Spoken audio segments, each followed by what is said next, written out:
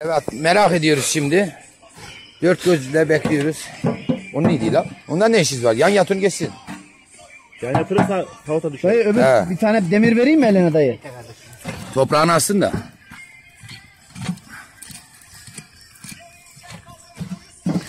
Uğur bu pişti mi? Pişiyor zamanla pişecek. Ateşe vurma. Avradını anasını. Ne güzel dinliyorduk bunu. Dayı nasıl, sıcak mı? Ayakkabılarınızı yakmışsınız değil mi bu arada? Ben sana dedim hava soğuk olacak. Kalın giyin.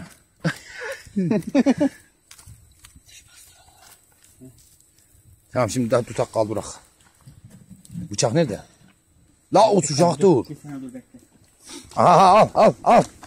Al. Hadi bismillah. Geliyor. Merak ediyoruz. Gelmedi değil mi?